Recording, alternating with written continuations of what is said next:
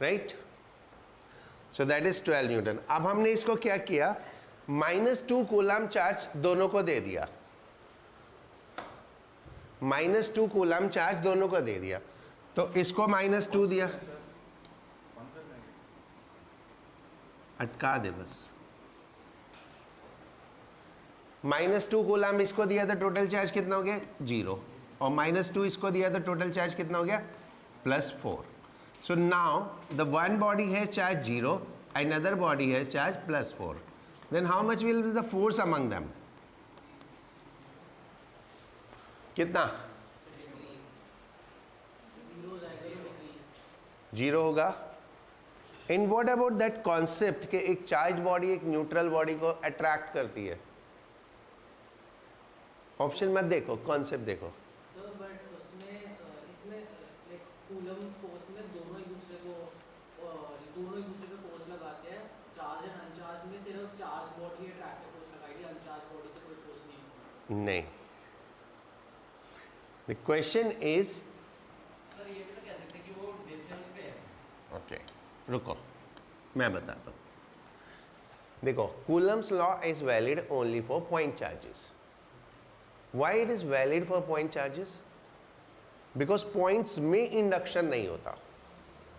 Point है तो induction नहीं होगा, एक बॉडी है तो इंडक्शन होगा। मान लो ये एक चार्ज बॉडी है पॉजिटिवली और ये न्यूट्रल बॉडी है, तो ये क्या करेगा, अपनी तरफ नेगेटिव चार्ज पुल कर लेगा, इधर पॉजिटिव चार्ज हो जाएगा, एंड अकॉर्डिंगली इन दोनों में अट्रैक्शन हो जाएगा। This way a charge body attract a neutral body. But if it is a point, तो पॉइंट में तो चार्ज डिस्ट्रीब्यूट नहीं होगा ना, ठीक है। तो अगर 2 पॉइंट चार्जेस में माइंड इट, 2 पॉइंट चार्जेस में अगर एक चार्ज न्यूट्रल है then there will be no force. Bodies में होगी, राइट। जो हमने पढ़ा था ना charging by induction, induction is what? Induction is phenomena of redistribution of charge. ये जो फिनोमेना है इसी को हम इंडक्शन बोलते हैं, ओके। ये जो चार्ज डिस्ट्रीब्यूट हुआ है इधर उधर, इसको हम इंडक्शन बोलते हैं। तो induction is possible only in bodies, not in the point, because एक पॉइंट में चार्ज कहाँ जाएगा इधर उधर। Are you getting my point? समझ में आया Aarushi, Lavanya?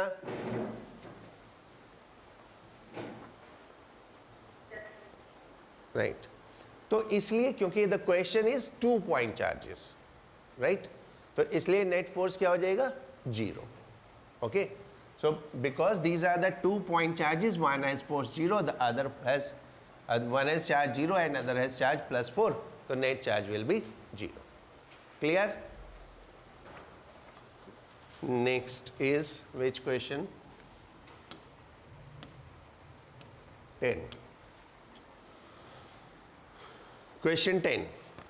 2 charges are placed at a certain distance apart in vacuum. 2 charges are placed at certain distance apart in vacuum. If a slab is placed between them, the force between them, right? देखो, हमने पढ़ा था force in medium become 1/k times of vacuum, right? The value of k is always greater or equal to 1. So force in medium will always be less than vacuum, क्योंकि equal to 1 तो किसके हुआ, vacuum के खुद के, otherwise k is always greater than 1. When k is always greater than 1, force in medium is always lesser, right? Now मेरे पास ये एक चार्ज है और ये एक चार्ज है,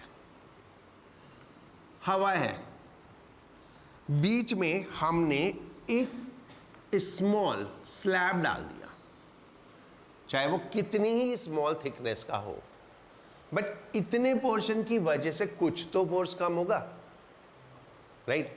अगर पूरा का पूरा मीडियम चेंज कर देंगे तो 1/k टाइम्स हो जाएगा, लेकिन यहाँ पे हम पूरा का पूरा मीडियम नहीं चेंज कर रहे, what we are doing, a small distance is changing, ठीक है। Later on I will tell you कि अगर ऐसा कुछ हो तो कैसे कैलकुलेट करते हैं, ओके किस तरह से कैलकुलेट करते हैं मल्टीपल मीडियम्स जब होते हैं दो it is not in syllabus but one day I will tell you किस तरह से करते हैं। तो कभी भी अगर वैक्यूम या एयर में दो चार्ज है और बीच में कोई भी मीडियम डाल दो, कितना भी, चाहे पूरा फिल कर दो चाहे थोड़ा सा डाल दो, ठीक है, तो हमेशा फोर्स क्या होगी, कम होगी, तो फोर्स हमेशा कम हो जाएगी, राइट। नेक्स्ट कौन सा था, 13, बता दो। नेक्स्ट कौन सा था, पता नहीं, मैं देख लूंगा। 13 है। Next is 13. A charge Q is placed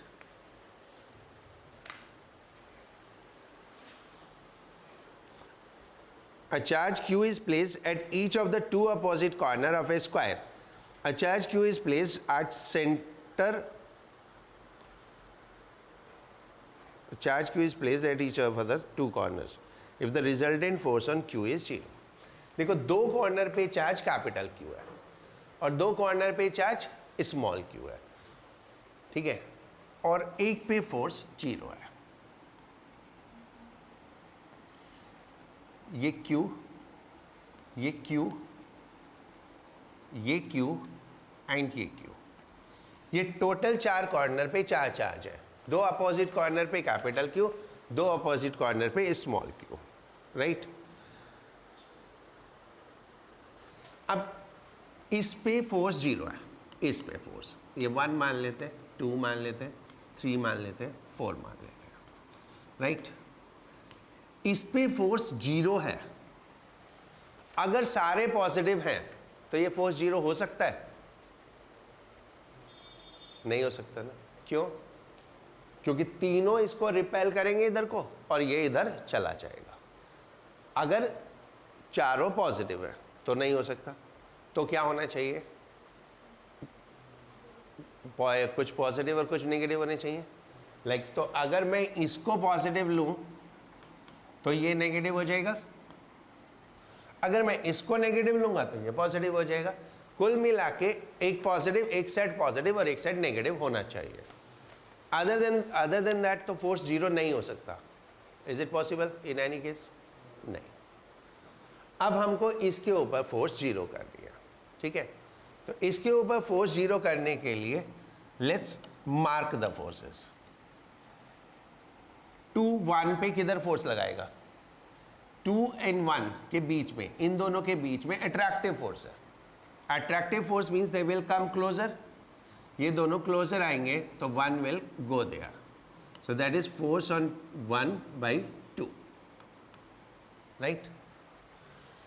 then third किधर लगाएगा? ये तो लाइक चार्जेस हो गए ना, तो ये तो रिपेल करेगा। रिपेल करेगा तो फोर्स किस डायरेक्शन में होती है? Along the line joining the charges. जो भी लाइन है उसी के अलोंग होगी। So this is force on 1/3। And what about 4? 4 this is what? Attraction है तो ये इधर को आएगा। This is force on 1/4। तो ये हमारे पास 3 फोर्सेस हो गए, राइट। इनको मैं सेपरेटली एक बार ड्रॉ कर रहा हूँ किस तरह से हैं ये। एक फोर्स ये है, force on 1/2, this is force on 1/4 and this is force on 1/3। ये 3 फोर्सेस हुई। इन तीनों फोर्सेस का सम 0 है, ओके। आपके पास निकालने के 2 तरीके हैं। कैसे? गुड, मेरे को भी देना ये वाली ट्यूब, ठीक है। हाँ, इनको, इसके फोर्सेस का सम 0 करने के 2 तरीके हैं। क्या? एक तो हम बचपन में पढ़ते थे लैमीज थ्योरम, सुना है? ऐसे एक नाम होता था LAMI, लैमीज थ्योरम, ठीक है। हाँ, 120 तो नहीं होगा, 150 होगा। नहीं, ये 90 है ना, तो कितना बचा? 135 हाँ 135। एक तो ये तरीका हो गया। दूसरा तरीका है कंपोनेंट करके, रिजॉल्व करके। ठीक है, देखो ये एंगल तो 45 होगा, इतना तो हमको पता होता है स्क्वायर में। हाँ राजस्थान ये नहीं होगा F12 एंड F14 का रिजल्टेंट निकाल लो तो वर्किंग की लाइन में ही आ जाएगा। हाँ, that's quite easy, but may I take 2 minutes to explain this. क्या आई यूज़ यूनिवर्सल मैथड्स, ठीक है, हमेशा। उससे क्या होता है, गलती नहीं होती। ये अभी हो जाएगा, क्यों? क्योंकि ये दोनों फोर्सेस इक्वल है। अगर ये दोनों फोर्सेस इक्वल नहीं होती तो क्वेश्चन गलत हो जाता। मैं यहाँ पे बच्चों को जैसे ही सिखाऊंगा इन दोनों का रिजल्ट लगा करके इसको इक्वल कर दो, उनके दिमाग में एक ही चीज़ बैठ जाएगी, ये सबसे आसान है, और फिर वो वही करेंगे। और फिर जब ये दो फोर्स इक्वल नहीं होंगे वो तब भी वही करेंगे, और फिर वो गलत कर देंगे। ठीक है, तो इसलिए always follow universal method. Little time more, but हमेशा क्वेश्चन सही होगा। ठीक है, तो इसीलिए मैं बोला 3 फोर्सेस है तो 2 ही मेथड है आपके पास, या तो गो बाय द लाइमिस थ्योरम और गो बाय द रिजोल्यूशन, राइट। तो अगर हम रिजॉल्व करें तो कैसे करेंगे? रिजोल्यूशन किसको नहीं पता? ये ऐसे कंपोनेंट करते हैं, यहाँ पे परपेंडिकुलर ड्रॉप किया, ये कंपोनेंट हुआ, ऐसे परपेंडिकुलर ड्रॉप किया, ये कंपोनेंट हुआ। ठीक है, कोई भी एक एंगल ले लो जो आपको अच्छा लगे, दोनों मत लो। ठीक है, क्या किया हमने, जिसको नहीं पता मैं उसके लिए बता रहा हूँ। ये हमारा वेक्टर था, ये हमारी वाई एक्सिस, ये हमारी एक्स एक्सिस। एक हमने यहाँ से परपेंडिकुलर यहाँ पे ड्रॉप किया, एक परपेंडिकुलर यहाँ पे ड्रॉप किया, तो एक कंपोनेंट ये हो गया और एक कंपोनेंट ये हो गया, जिससे एंगल दिया होता है थीटा। अगर ये वेक्टर a है तो ये कितना हो जाएगा, f cos a cos theta, है ना, that will be a cos theta, और ये कितना हो जाएगा, a sin थीटा। जिससे एंगल दिया होता है वो हमेशा cos कंपोनेंट होता है। अब याद रख लोगे, अदरवाइज आपको ट्रिग्नोमेट्री से कैलकुलेट करना पड़ेगा। इतना समझ में आया? आरुषि, रिया,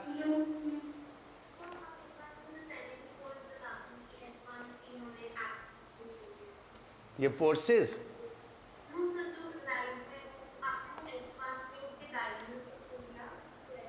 ओके, वो तो मैं बताता हूँ अभी। ये रिजोल्यूशन का कॉन्सेप्ट समझ में आया? लावण्या, दीप्ति,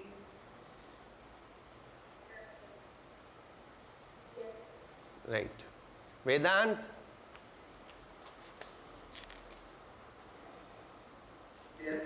इधर सबको ओके, राइट। ठीक है, देखो रिया, व्हाट इज दिस? दो चार्ज को मिलाने वाली ये लाइन है, ये लाइन है दो चार्ज को मिलाने वाली, और ये क्या है, डायगोनल है। तो फोर्स हमेशा अलोंग द लाइन होती है, क्योंकि ये दोनों लाइक चार्जेस हैं तो रिपेल करेगा, तो एक फोर्स इधर लगेगी, एक फोर्स इधर लगेगी। ठीक है, ओके, राइट।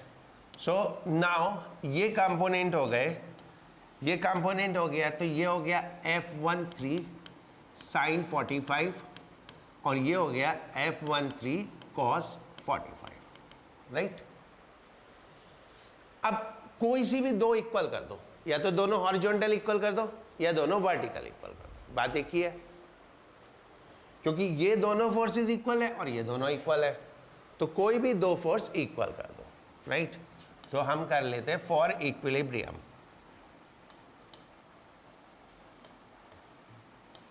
फॉर इक्विलिब्रियम यानी नेट फोर्स 0 हो जाए।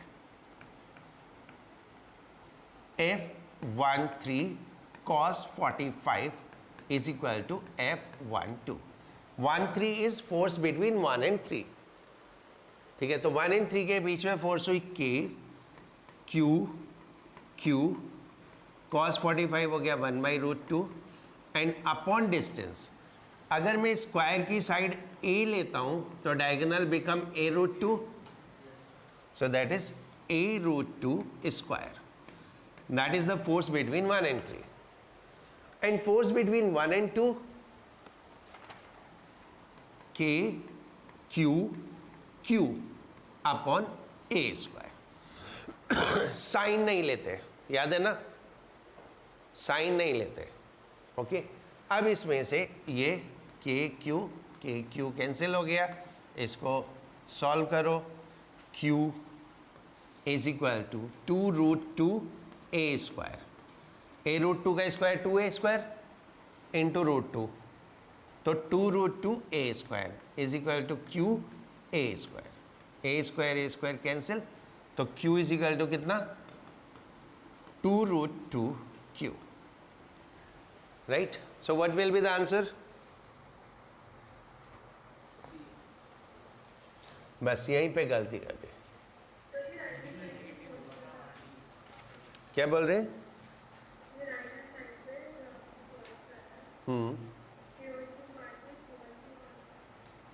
ओके, एक मिनट बताता हूँ अभी, ठीक है। देखो,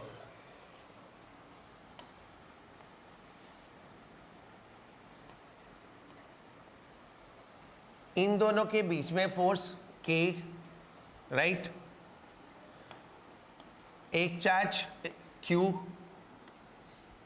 एक charge capital Q, correct, upon distance A√2 का स्क्वायर एंड cos 45 का 1/√2।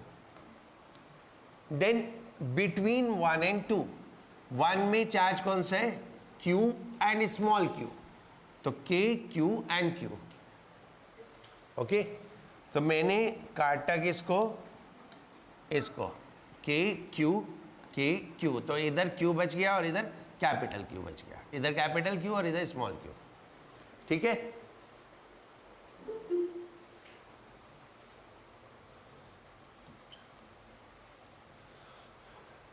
शिवांशी गलत ज्वाइन कर लिया।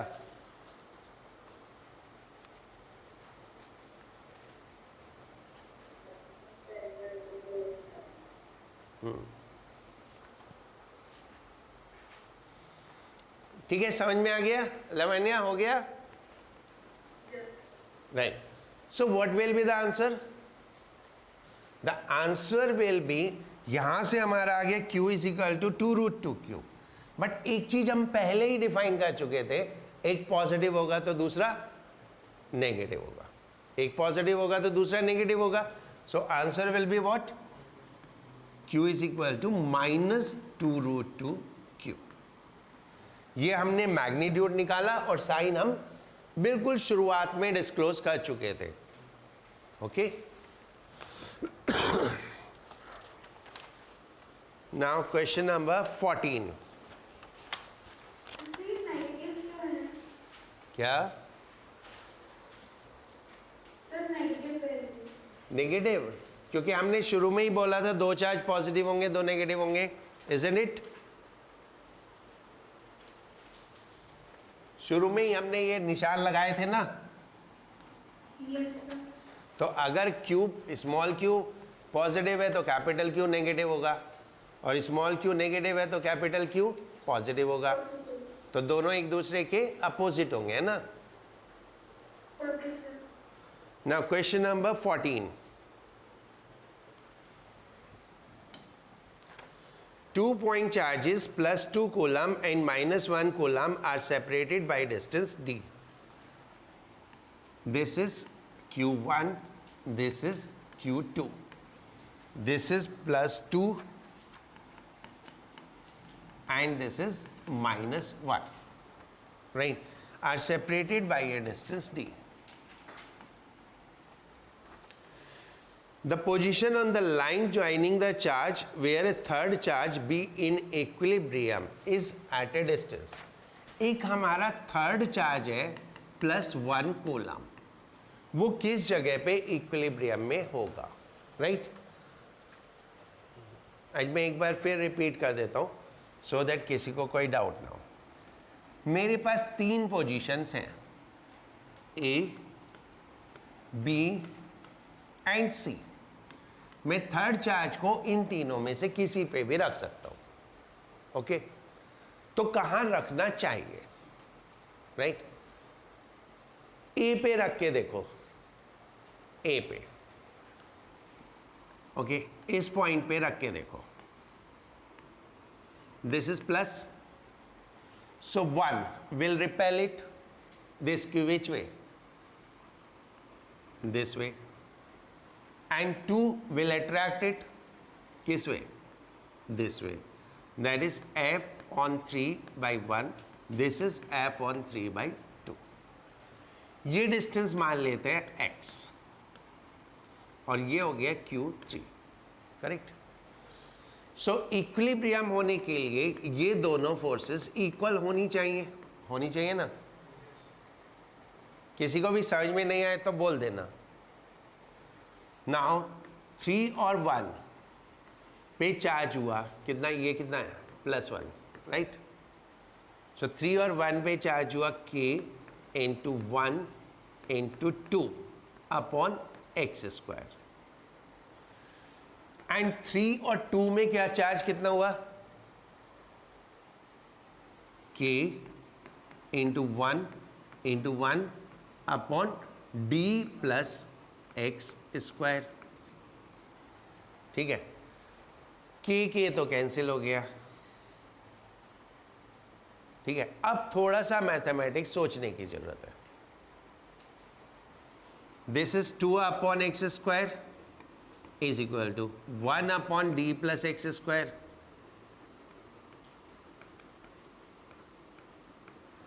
कि ये इक्वल हो सकते हैं? थोड़ा सा मैथमेटिक्स, ज़्यादा नहीं. ये दोनों इक्वल हो सकते हैं क्या? नहीं हो सकते. क्यों नहीं हो सकते? सोचो. 2 अपॉन 4, एक minute, 2 upon 2² is equal to 1 upon 3 plus 2² equal हो सकते हैं क्या? मैं कुछ भी वैल्यू मान लूँ x की और d की, तो ये तो उससे ज़्यादा ही होगा ना. What ever be the value of x, this will be more than that. ठीक है, that is one way. Other way, ये दोनों चार्ज पास में है, पास में फोर्स ज़्यादा होगी, और ये दोनों चार्ज 1 और 2, वो 3 और 2 दूर है. 3 और 2 के बीच का डिस्टेंस ज़्यादा है तो फोर्स कम होगी. 3 और 1 के बीच का डिस्टेंस कम है तो फोर्स ज़्यादा होगी.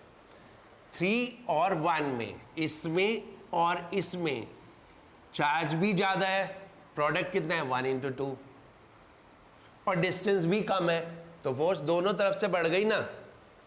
और इसमें क्या हुआ, इसके लिए डिस्टेंस ज़्यादा हुआ और चार्ज भी कम है तो क्या हो गया, फोर्स कम हो जाएगी. तो ये इक्विलिब्रियम में नहीं हो सकते. ये बात समझ में आई आरुषि, रिया? तो क्या होना चाहिए?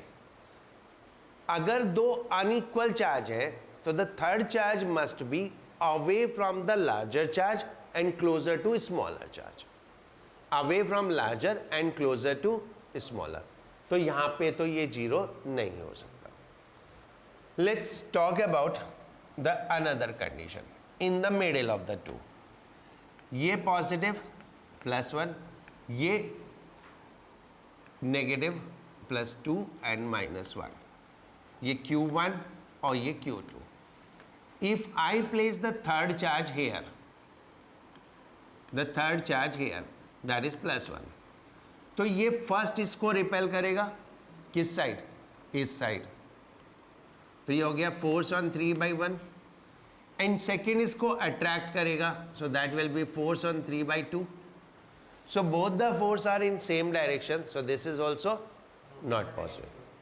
ठीक है, तो कुछ चीज़ ये ना याद कर लो, फिर बार बार नहीं करना पड़ेगा. पहली चीज, दो अनलाइक के बीच में थर्ड चार्ज इक्विलिब्रियम में नहीं होगा. दो अनलाइक के बीच में नहीं होगा इक्विलिब्रियम. ठीक है, या तो लेफ्ट होगा या राइट होगा. अब लेफ्ट राइट आप कैसे चूज करेंगे? बड़े चार्ज से दूर, छोटे चार्ज के पास. तो बड़े चार्ज से दूर और छोटे चार्ज के पास, तो ये पॉइंट हुआ. So let's place the third charge here. Q3 is equal to +1. Okay and अब इसके ऊपर फोर्स लगा लो, फोर्स ऑन 3/1 ऐसे होगा repulsive and force on 3/2 attractive. ये डिस्टेंस x और ये डिस्टेंस d, इतना हमें दिया हुआ है। x की वैल्यू हमें फाइंड आउट करनी है। So for the equilibrium F31 should be equal to F32। 3 और 1 के बीच का charge k into 2 into 1 upon d plus x square and k into 1 upon x square. k cancel हो गया, ठीक है। अब देखो ऊपर भी ज़्यादा है नीचे भी ज़्यादा है तो इक्वल हो जाएगा, right. So this comes out as 2 upon d plus x square is equal to 1/x square. दोनों साइड रूट ले लो यहीं पे, taking root of both side. तो इसका अंडर रूट हुआ √2 अपॉन डी प्लस एक्स और इसका अंडर रूट हुआ 1 अपॉन एक्स। इसको इस साइड ले जाओ, √2x is equal to d plus x, then x इधर लाए, √2x minus x is equal to d, तो d is equal to x common लिया, √2 माइनस 1, ठीक है। तो x कितना आ गया, x से निकालना है ना हमको, क्या निकालना था x, तो x is equal to D upon √2 minus 1, correct. That is B option. हाँ, from Q2 away from Q1, Q2 से इतना दूर, Q1 से दूर।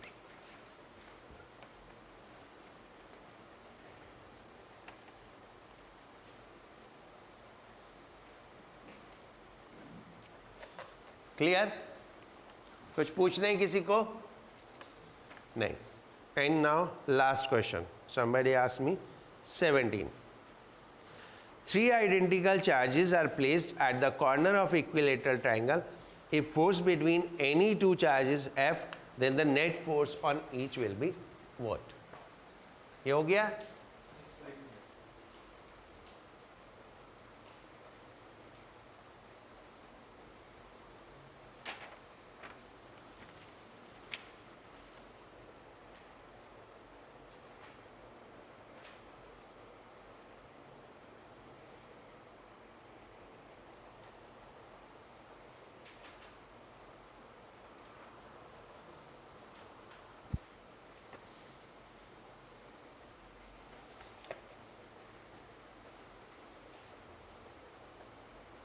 एक बार रिवाइज कर लूँ।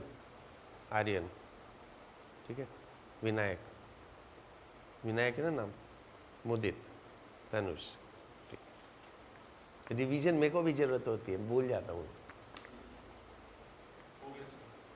बाकी सब के नाम याद है, हो गए मेरे को, बस इनमें कंफ्यूजन है। हो गया, नोट हो गया बच्चों?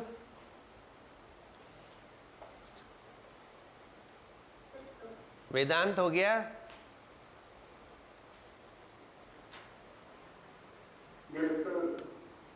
Good. And now the last question.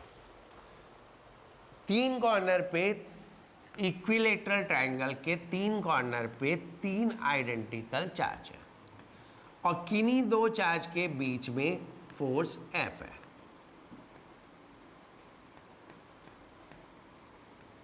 Right, sorry, force लिखना था, charge Q, Q and Q, 1, 2, 3. Now there will be repulsion among 1 and 3. तो किसी भी एक पे निकालना है, किस पे निकालें? किसी पे भी निकाल लो, 1 पे निकाल लो। तो force on 1/3 is like this, agreed? And 2 will also be repulsive, so that will be like this. So force on 1 by 2. And the angle between them is 60 degree. Okay. Further, what is given? Force between any two charge is F. This is given to us. Right? We need not to calculate k q square a square. ये हमें दिया हुआ है. Then force on 1 is under root F12 square plus F13 square plus 2 F12 F13 cos theta. ये हमारा vector वाला formula जो हमने बचपन में पढ़ा था. क्या? R is equal to under root a square plus b square plus 2ab cos theta. Now this is equal to F. This is also equal to F. So this is also equal to F. Cos 60 is 1 by 2. So that will be 3F square and F root 3. So that will be the net force on any one of the charge.